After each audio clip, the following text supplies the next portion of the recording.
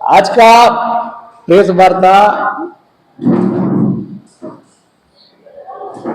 आदिवासियों के लिए जो आरक्षित सीट है उन सीटों पर आदिवासी महिलाएं जो गैर आदिवासी से शादी कर ली हैं उनको राजनीतिक पार्टियां उम्मीदवार बना रही हैं और उसी पर हम लोगों का विरोध है कि जैसे हम बता रहे हैं कि खूंटी में स्नेहलता कंडोलना को झारखंड मुक्ति मोर्चा टिकट दी थी, इसका वहाँ के लोगों ने विरोध किया। हम लोग विरोध किए, झारखंड मुक्ति मोर्चा अपने उम्मीदवार को हटा दिया। अब यहाँ झारखंड लोकतांत्रिक क्रांतिकारी मोर्चा जयराम महतो कोई सरिता तिर्की को उम्मीदवार बनाया है और वो जलेश्वर महतो से गैर आदिवासी से शादी की है। उस तरह लोहरदगा विधानसभा में भी कोई राष्ट्रपति देवी आरक्षित सीट चुनाव लड़ रही है जो विजय महतो की पत्नी है। तो हमारा कहना है कि ये आदिवासियों के राजनीतिक हक अधिकार, संवैधानिक हक अधिकार, उसका जो प्रतिनिधित्व है, हिस्सेदारी को ही माने हकमारी करने का है, सेंधमारी करने का, लूटने का ये खेल चल रहा है और ये एक ट्रेंड बन रहा है, एक चल रहा है कि आदिवासी महिलाओं से शादी करो और आदिवासी महिलाओं को उम्मीदवार बनाओ। तो हमारा कहना है कि ऐसी महिलाएं जो गैर आदिवासी शादी कर ली हैं अन्य जातियों से, तो उनके लिए जो जनरल सीट में चुनाव लड़े, हम लोग का आपत्ति नहीं है।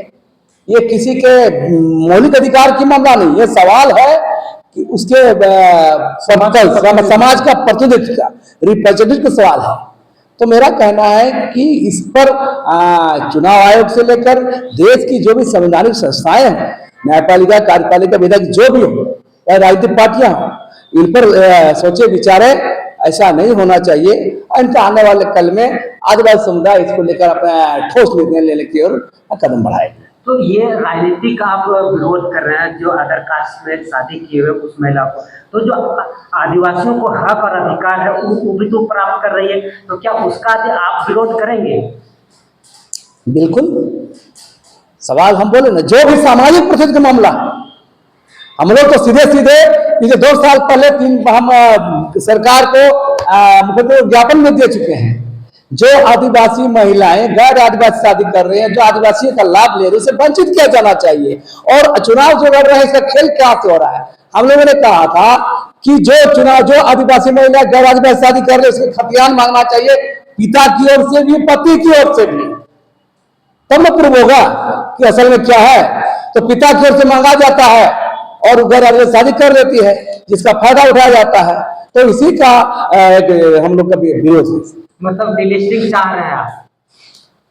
इसको डिलिस्टिंग नहीं किया जा सकता है।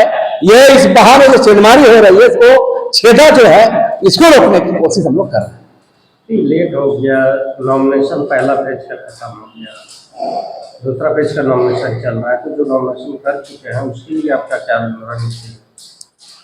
यदि चुनाव में आदिवासी जनता निर्णय लेगी, सवाल है किसी व्यक्ति विशेष का लड़ाई नहीं है, यह समुदाय पर सेंधमारी का, हकमारी का है।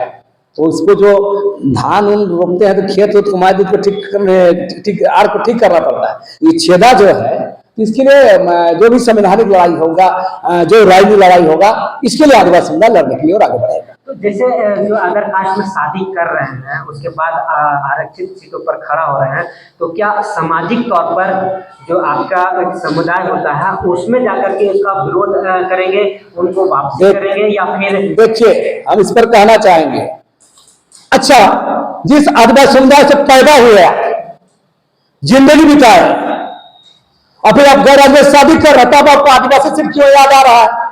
ये आदिवासीपन याद क्यों आ रहा है? आदिवासी हक क्यों याद आ रहा है?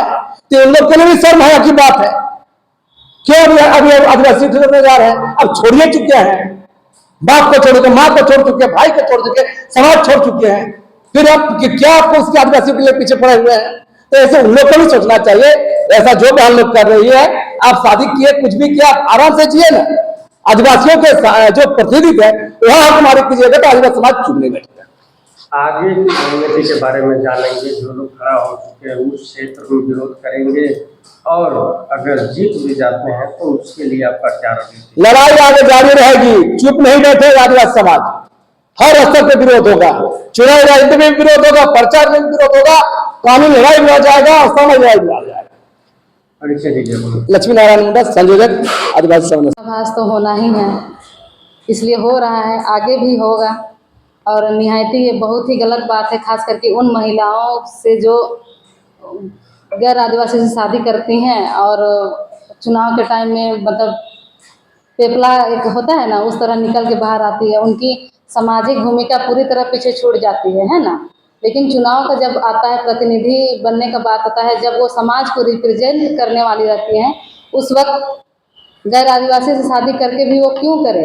क्या उनके लिए मतलब खास करके पार्टी के जो सुप्रीमो होते हैं उनको भी एक सामान्य जानकारी या समझ होनी चाहिए कि जब इस तरह का विरोध छिटपिट हमेशा होते ही आया है, तो पार्टी के जो भी सुप्रीमो होते हैं उनको इस बात का ध्यान देना चाहिए कि मैं कैसा उम्मीदवार यहाँ लगाऊं, ये सीट कैसा है, इस पे आदिवासी का क्या मतलब राय है, क्या वो समझेंगे सोचेंगे, इस पर भी विचार करके ही वैसे वैसे महिलाओं को ध्यान में रख के ही मतलब सीटों में उनको उम्मीदवार बनाना चाहिए।